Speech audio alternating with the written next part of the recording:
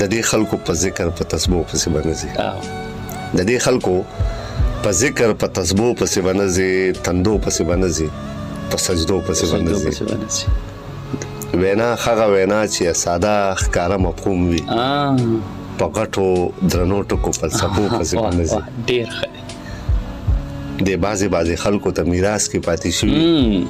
د بعضې خلکو په شملو پسې ډېر ښه دا بیا ووایه د بعضې خلکو ته میراث کې پاتې شوي د بعضې خلکو په شملو پسې به نه ځي او د دې خلکو دا زړونه د بلا اخرونه ډک دي د دې خلکو دا زړونه